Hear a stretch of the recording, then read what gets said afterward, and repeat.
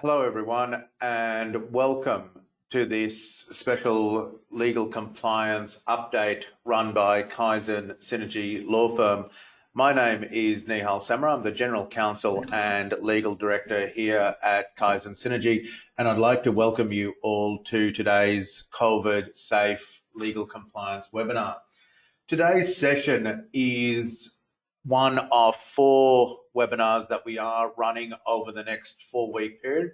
And the focus of this is to really look at some of the key legal obligations that your agency needs to be aware of. We will be updating some of the key restrictions that are being imposed by various state and Commonwealth and territory governments as well too, and looking at some of the rules that apply to your agency and some of the things that you actually need to know about, some of the things that staff may ask you about as well too, and how to manage some of these risks as well too, and also some of your reporting obligations as well.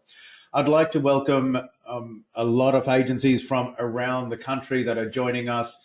We have schools that are joining us, some for the first time, also women's refuge services, religious groups, community health services, standalone agencies.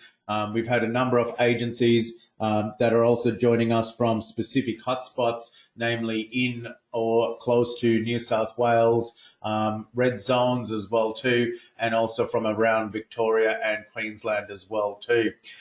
We are also being joined by community legal services from around the country, and also from agencies across in both WA and also the Northern Territory. These sessions, when we do run them, we have been running them since February last year, where we actually summarize some of the key legal requirements that your agency needs to look at, but also provide you with some case studies of what agencies or similar agencies are actually doing to manage both their risk profiles during the pandemic, but also put into practice some of the legal compliance rules as they are seemingly being made up, if I could use that word, by state and Commonwealth premiers and the likes, and announcements being rolled out, almost what seems to be on the fly as well too. And how can your agency be positioned to address and ensure you meet your legal compliance obligations as well too, but also ensure at the end of the day that your services meet their appropriate governance standards as well. So let's run through where we are heading and where this session sits as well. As always, we'd like to pay our respects to the elders past and present upon the lands on which we all meet. While this session is being run by webinar, we do pay our respects to the traditional owners accordingly. I also acknowledge that we are being joined by Ruby and Lynette from our legal support desk today.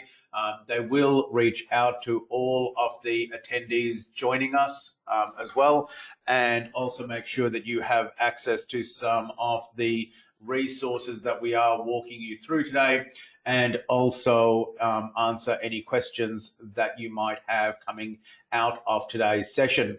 This session is being recorded all the way up to the Q&A part of the webinar, where we do open up our phone lines, and more than happy to stay online and answer any questions that people might have. So today's session, we are looking at when workplaces shut quickly because of a lockdown. What are your legal obligations for employees, particularly leave and their activities? So things like even working from home, what sort of assessment forms and the likes should you be having to support that process? What are the legal systems that you should be having in place? So things like COVIDSafe daily assessment forms are being used by some agencies. And also, what are some of the registers and workplace risk strategies that your agency should be having as part of this process in terms of not just meeting your legal compliance obligations?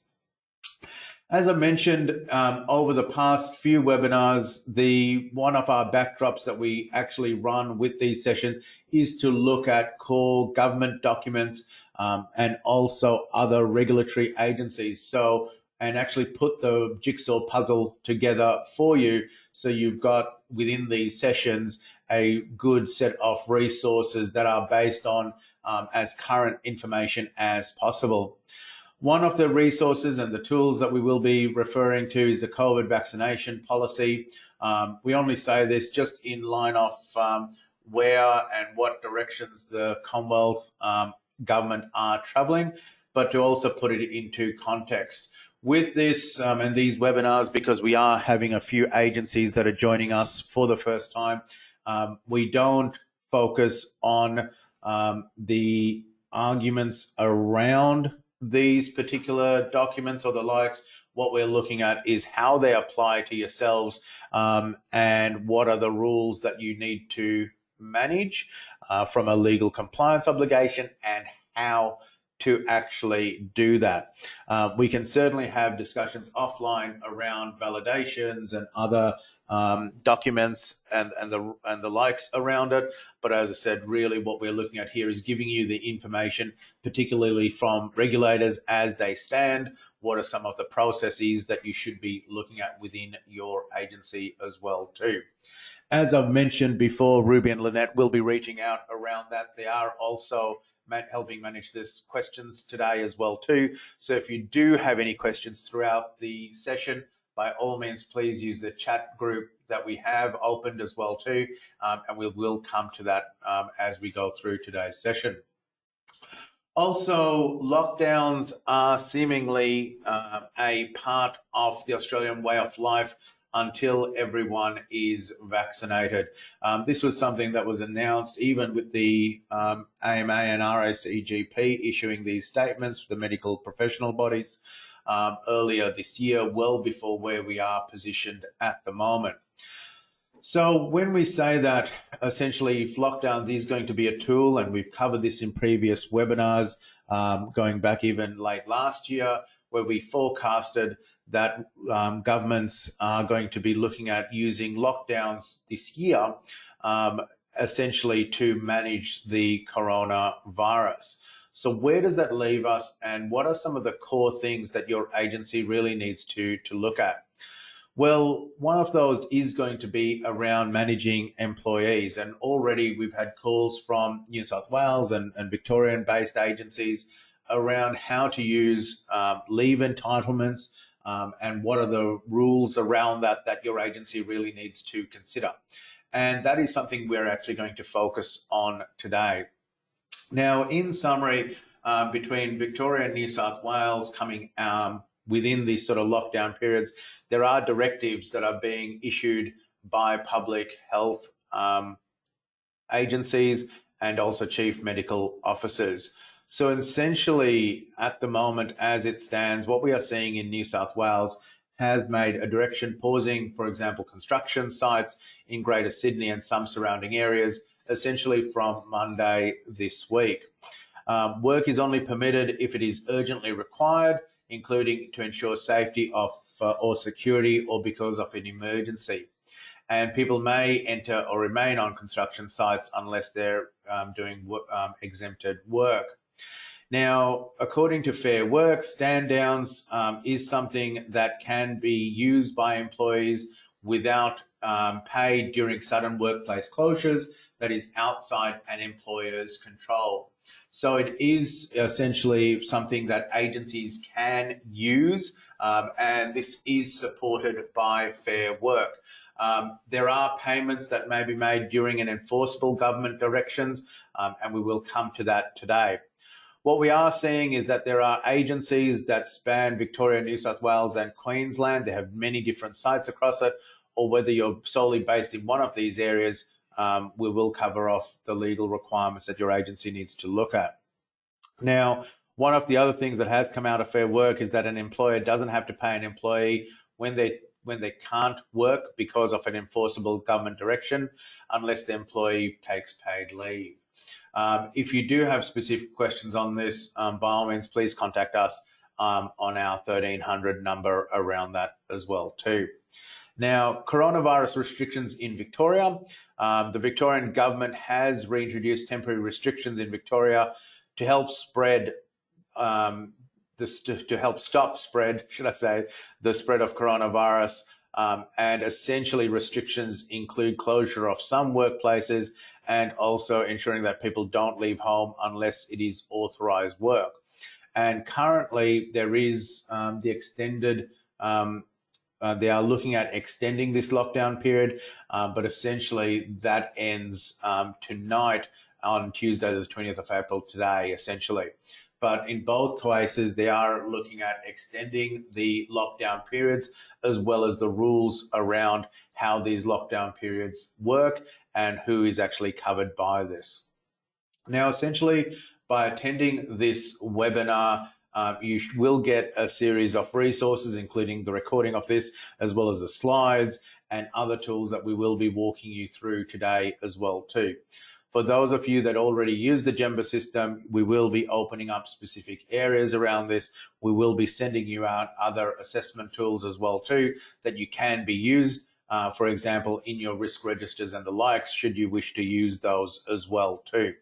So with it, one of the things, the 5 areas that we're looking at is ensuring that you get a better understanding of what the COVID rules are as they apply to your agency, an improved awareness of the HR rules and how these work, as well as a timely collection of resources, keeping in mind we are running these webinars consistently over the next 4-week period.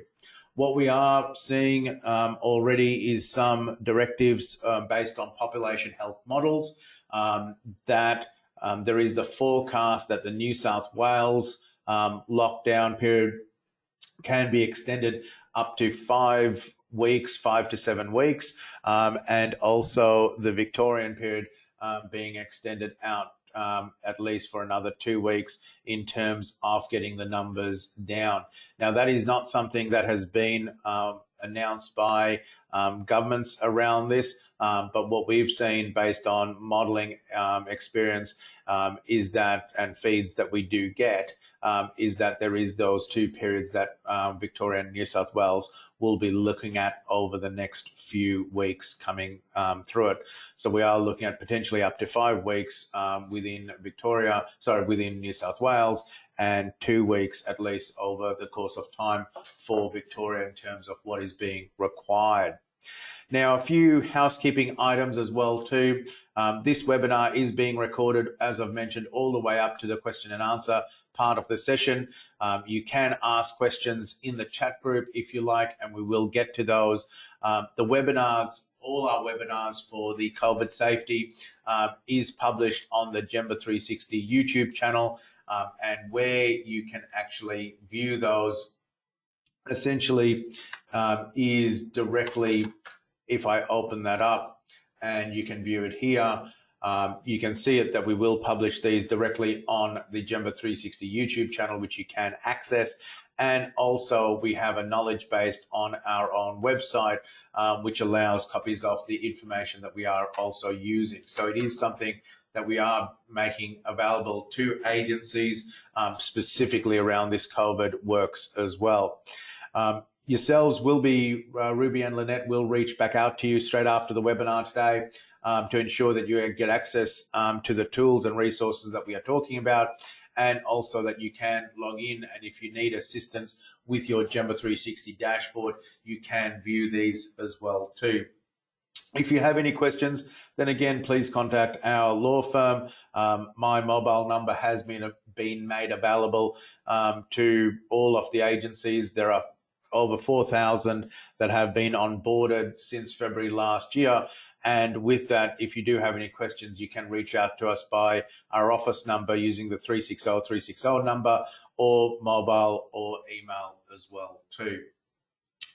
So let's have a look. Certainly we are going to be looking at registers, which I'll be talking to you about around the HR side and why this is so important for yourselves, particularly where now Fair Work are looking at audits. They are looking at record keeping for agencies and compliance requirements, and also safe work are also doing audits that we will talk to you about as well too.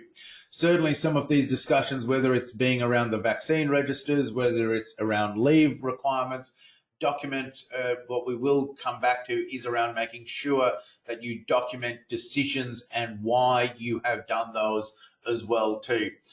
Again, this is on the HR module part of the system, and it is something that agencies are using. As I've mentioned, there are 4,000 plus agencies that have been onboarded since last year alone, let alone what we've done in the years before this. Now, just a brief introduction around this. Kaizen Synergy has been working in the compliance field since for over 10 years now. It is a company that I started years and years ago with this, and since then we've received a number of, very proud to say we've received a number of awards, particularly around compliance, working with Aboriginal and Torres Strait Islander agencies, as well as disability and schools and colleges as well too. With that, the IT platform that we will keep mentioning around Gemba is a mobile system that allows you to essentially manage all of your compliance, risk and quality reporting requirements as well too. That's all I'll say on that, but just to jump in and say, let's have a look at what the legal rules are that your agency needs to be aware of. This particularly applies when workplaces shut quickly because of lockdowns, and what are the information that you need to know about.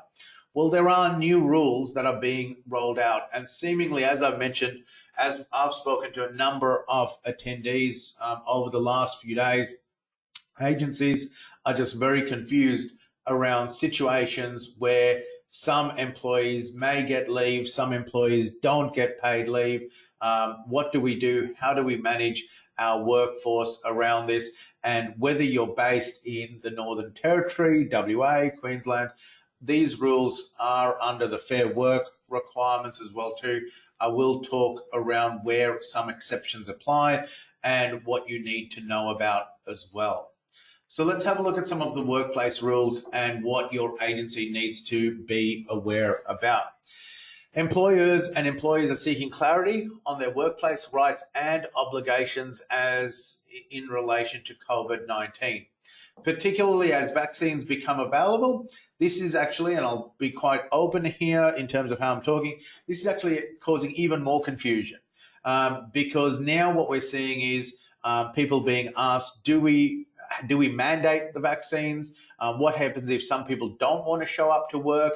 What happens if some people have a vaccine but others in the workplace choose not to? What is actually happening there, and how do we manage that as well? Equally, there are also leave requirements right now that are going on, let's say in Victoria and New South Wales, but this also can apply very quickly to places like WA and Northern Territory, where workplaces may be shut down if they're exposed to as a tier 1 exposure site. So let's have a look at what's going on here. Firstly, leave entitlements. Sick leave due to coronavirus. Now, employers and employees have legal obligations to support work health and safety. Because of these obligations, employees who have coronavirus can't attend the workplace. Now, what happens out of that? With that, employers can direct employees to not come to work. And essentially, employers who have employees who are sick with coronavirus need to make sure that your services are safe and effective, but also, and I'll say also with this, also that you ensure your workplace is safe as well too. Now, what is important on this is that a lot of employees are relying on the Australian government's health and quarantine guidelines. And if an employer has directed an employee not to attend work in these circumstances, the employee isn't entitled to be paid unless they take paid sick leave or some other work of paid leave. Now, this is some parts that agencies have said to us, what happens here, essentially, if you have a new employee that starts who may not have any sick leave available to them, or you have a staff member that has been there and in your workplace for some time, in your agency for some time, and they do have paid leave. Well, in this circumstance, and this is based on Fair Work requirements, and I'm going to talk to this, and it's based on information we've pulled from different regulators, Fair Work, Safe Work around this, and we'll work through these as we go through it. Essentially, in this case, what we're seeing is that they're not entitled to be paid unless they take paid sick leave, and if there are other incentives that state or Commonwealth governments issue, then they may be able to access those as well too. So you could well have two very different groups of people or employees, one that doesn't have any sick leave and one that does, and this rule applies to both of them in this case as well too. Now, someone has just asked, this doesn't seem very fair around it. And I agree around this, and there are some quite ethical discussions that will come up as part of these slides. What we are looking at is the rules that your agencies need to be aware of, and essentially what we're going to be recommending is that you put these into policy discussions, policy documents as well. Essentially, for paid sick leave, full-time and part-time employers can take paid sick leave if they can't work because they're sick with coronavirus. If they have no paid sick leave left, then they can take unpaid sick leave as part of this too. An employer can't require an employee to use their accumulated sick or carers leave as well. It's not something that you can force on them, but essentially, if they don't decide to do this, then they've got those options as part of that.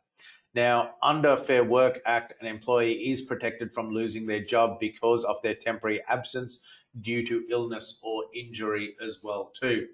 They can't also be dismissed or injured in their employment because they have a responsibility under the workplace health and safety law to quarantine or self-isolate. And this also includes directives from the Chief Medical Officer as well.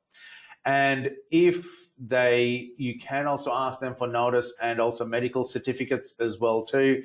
An employee needs to give you reasonable evidence that after they aren't fit for work, if their employer asks for it, and this applies to situations specifically relating to the coronavirus as well too.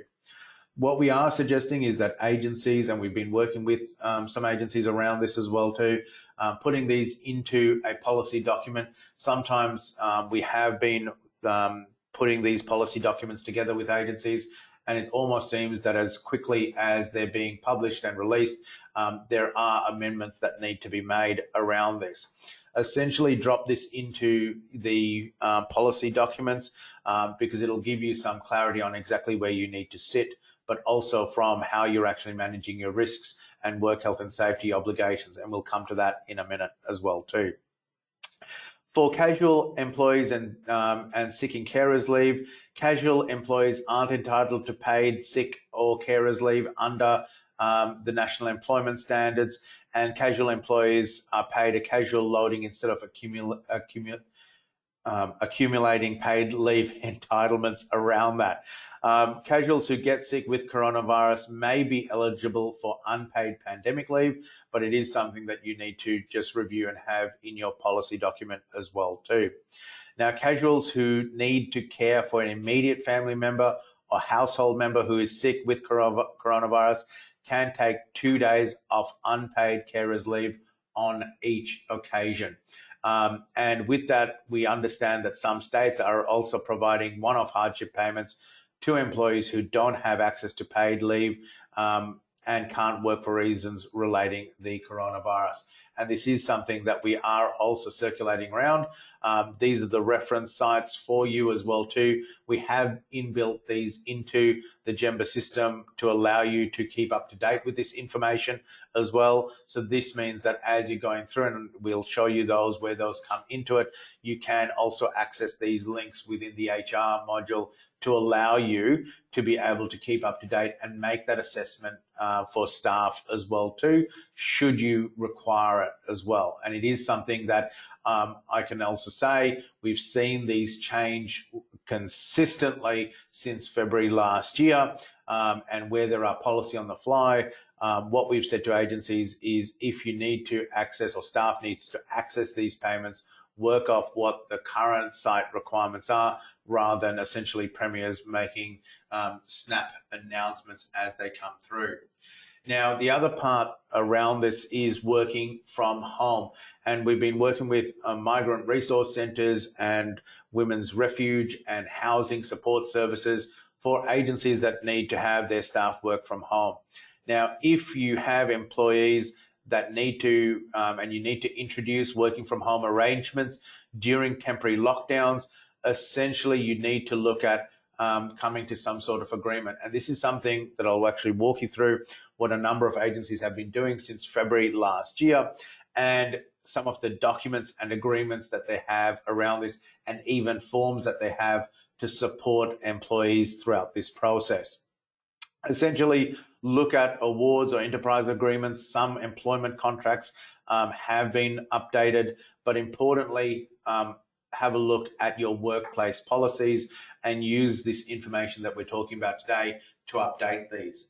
Now, one of the big things that Fair Work has changed, and I'm going to say made or not, maybe not changed, but updated is a better word recently, is around your record keeping compliance obligations.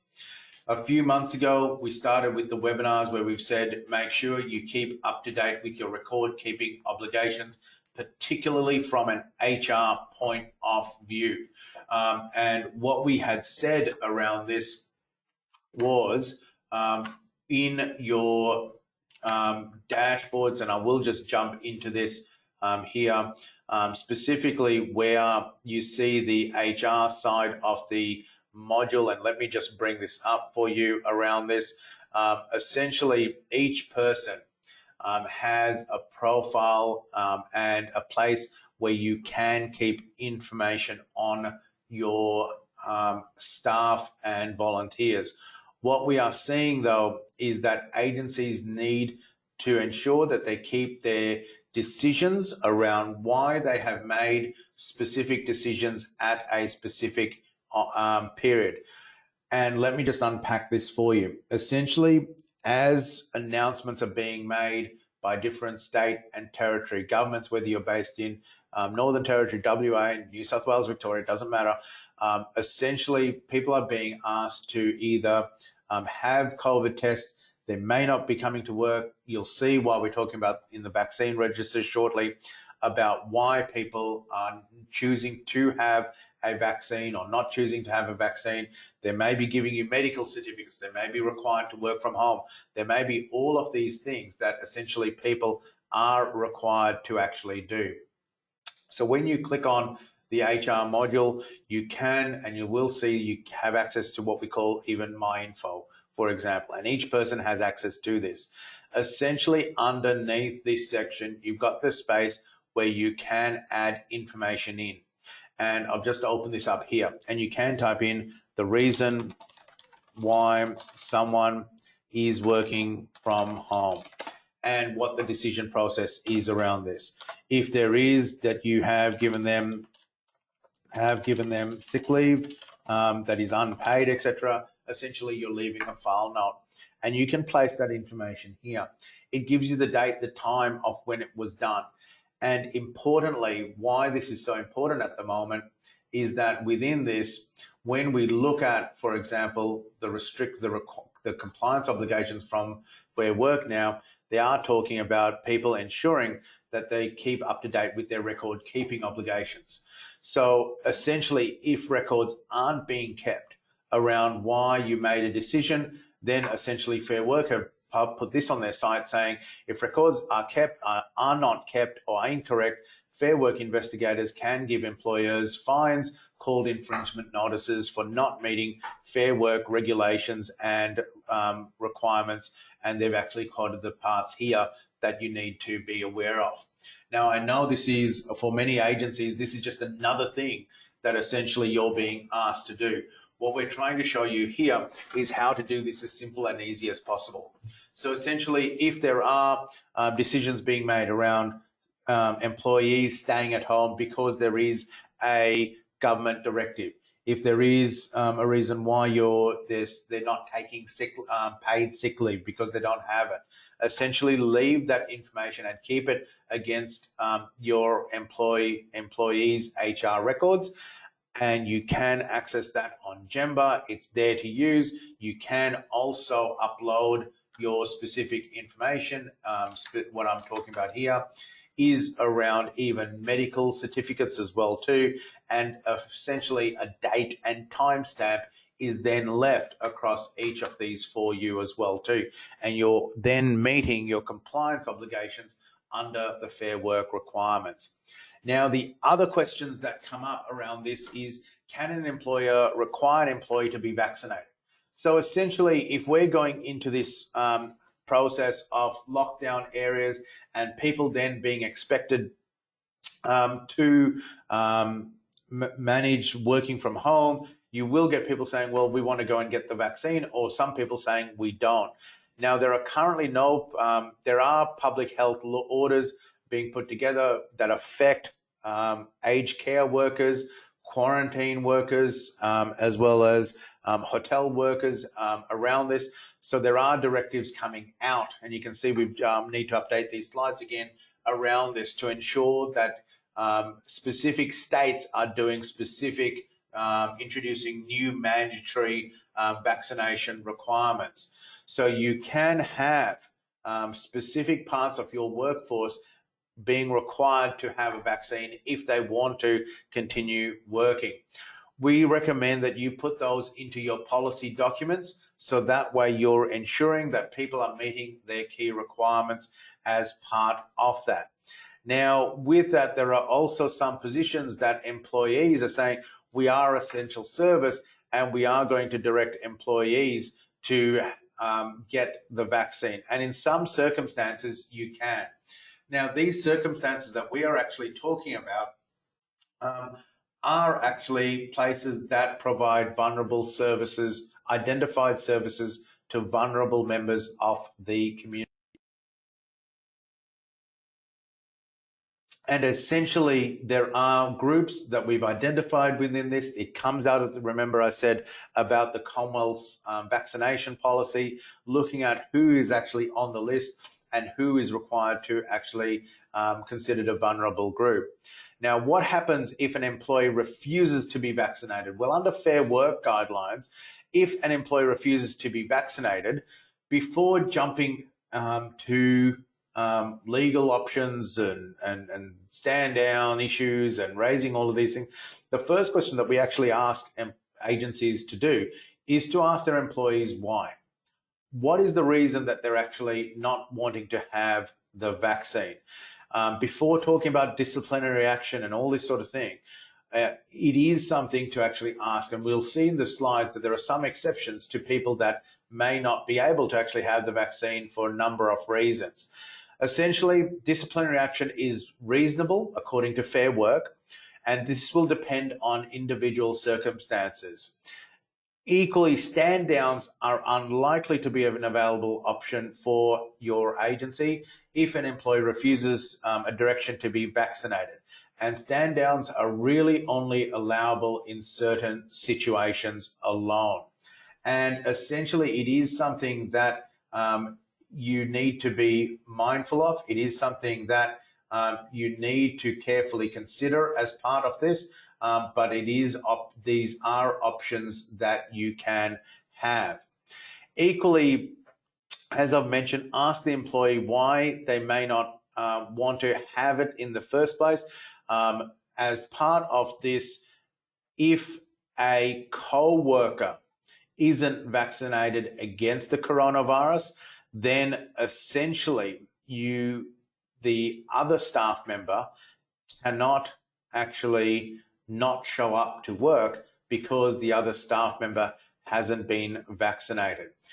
The only exception around this is in some situations where vaccinations are being made mandatory, for example, in aged care, in quarantine hotels and the likes.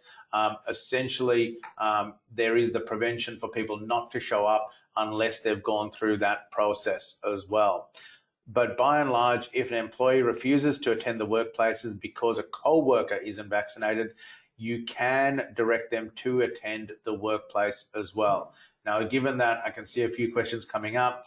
Yes, that is in line with if you are based, for example, in New South Wales and you're required to actually get a COVID test before coming out, then essentially there are other obligations, and I'll come to that as part of this shortly as well too. Now, if an employer can an employer take disciplinary action if an employee refuses to get vaccinated? Now, an employee may be able to take disciplinary action, including termination of employment against an employee for refusing to be vaccinated, if the employee's refusal is in breach of a specific law or a clear and repeated lawful direction requiring vaccination. And we've already seen that come into place now as well too. What we are suggesting though is you do get legal advice before taking those steps, and some agencies have also looked at policy directives to make this very clear from the start as well. Now, the other part that is sitting all across this, which is often overlooked by agencies, is the anti-discrimination laws as well too. So if public health orders aren't complicating things enough, and also fair work isn't complicating things enough, there are also potentially anti-discrimination laws that you also need to be across as well too. So with it, there are some certain what we call protected characteristics that are likely to be relevant in considering whether to require vaccination. And this includes people who may be pregnant, have a disability, or because of religious beliefs as well. Now, the easiest way to manage this is to put this into a policy document and circulate this round to all staff, including volunteers as well too. So this way you've got a catch-all to ensure that everyone consistently across it is aware of what the situation is before actually situations arise. And we have seen agencies start to circulate policy documents out to their staff around this as well. As I've mentioned, the policy documents really should focus on identified priority population groups. For example, we've done a lot of work within the Aboriginal and Torres Strait Islander communities, schools as well too, other vulnerable members of the population, including disability and aged care workers as well. Now, 2 case studies I did just want to walk you through and show you this as well too, is around Rumballara. And let me just go back one slide. And we thank Laurie Seville, the Chief Operating Officer out there, and also Women's Housing Limited, Judy Lyne, the Chief Executive Officer from Women's Housing. 2 very different groups in terms of what they've done. 2 different groups in terms of the services that they provide, but it's quite similar in what they've actually done to manage their agencies. You'll find, and I've mentioned this before for agencies, that those located in some states are required to use what we call daily attestation documents, which is essentially checks and balances to ensure that your staff do not have coronavirus or any symptoms. And how that's been done is to complete a checklist, essentially to answer a series of questions to make sure that they don't actually have it. In some states, we're seeing this, and the example is in Victoria, where there are required some workers around this, and we've got Trish from one of the migrant resource centres joining us today, who has been monitoring this with agencies, and just a shout out to Trish around that, the fabulous work that they've been doing, where they do have a lot of support workers, and essentially each day they are actually asking them to complete what we call a daily attestation form to ensure that they don't have symptoms and are providing safe services. Rumballara Aboriginal Cooperative has been doing this since February. So let's have a look at some of the legal requirements and what we've covered off before, and make it as simple and easy as possible for yourselves to jump in and actually using the resources. So on the on the left, you can see the pandemic forms. We've got one of those being the COVID daily assessment form, as well as the HR registers, which will give you the tools that you need to use to meet your requirements as well too. And essentially, the dashboard that you see is exactly the resource that you have access to. What we have is the assessment forms on the left-hand side that give you the resources to ensure that staff are meeting their obligations, and the HR registers to make sure that you're meeting your HR and fair work obligations. The risk management tools, and I can see that we've got Catherine from Interworks as well too. Catherine has been doing a massive amount of work around the risk registers, and the risk registers that they've used essentially runs right across all of the ISO frameworks, and essentially reports up, and they can manage all of their risks from the central dashboard, and pandemic being one of those as well. So jumping into the dashboards in terms of how this works and the documents, we can see time and time again, even from the policy documents, again, the requirements to have staff being able to have ready access to some of these policy documents, and some of which we're going to cover off over the next 4-week period. And essentially, when we jump in, it's about who actually has access and how can people meet your safe work obligations, but also link it back to some of the reporting forms that your staff also need to follow as well. And this includes opening up the dashboard to ensure that you meet all of your reporting requirements. Now, with that, let's just jump in and I'll show you how this essentially works within your dashboard and start to join some of these dots together for you. So essentially, when you jump in to your dashboard, if we go here, what you'll find is that you've got your login details. You can jump in and essentially you'll view a number of the resources, and Ruby and Lynette will jump in with you today and walk you through this. Essentially, the resources that we talk about is around the daily assessment forms. Now, the daily assessment forms is located on the left-hand side of the toolbar, and you'll see it's the COVID daily assessment form. Now, if I click on add a new entry, what comes up is essentially my staff checklist. And we've had a lot of agencies, Victoria and New South Wales, that are saying, well, we need to ensure that staff are providing us free from the COVID symptoms. And we also need to meet our work health and safety obligations. So what they're essentially doing is going through and asking them to complete this form. Essentially, even if you're based in a school as well too, providing services, people are going through and managing their staff profiles. So essentially looking at, have you been in contact with any close confirmed case? Have you visited any outbreak locations?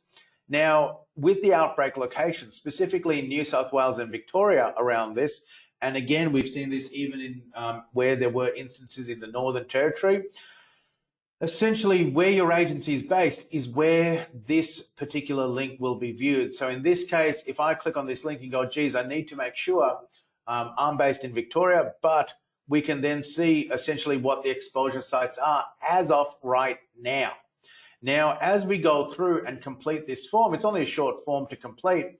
I essentially have a time and date stamp that is also then lodged. And I can see essentially what we've got here on the date and the time. And essentially what this form gets locked into to make sure you meet your work health and safety obligations is to then identify what is the date and the time that we've had for this particular outbreak location as based on this date and at this time. So essentially, you've got your work health and safety obligation requirements met. Equally, what you've also then got from a risk register point of view, and I will cover this off, is for your agency to look at your pandemic risks around this. Now, one of the essential parts that you'll see around this once you complete this is that you can access your board reports as you need to. And importantly, once you fill this out, if I click on board report, I've got my automated board report that equally comes out around this, and we can view this based on the specific pandemic reporting that we have seen. And so you're able to view this and meet your risk reporting obligations back to your board, and if the government department requires it, you can show how you do it. Now, the last thing that I will just walk you through is around the HR management side. You can set this up. So essentially when we jump in, as we jump into the HR side, essentially what you've then got access to is to look at specifically your HR side. I click on this, and essentially what we've got access to is the personnel information management module. And from here, when I click on this, I can add new people in directly to this. And essentially I've got for you, all of the charities jumping in today, your employee, member, volunteer, board member, or contractor registers as well. And these people can then update their own information directly.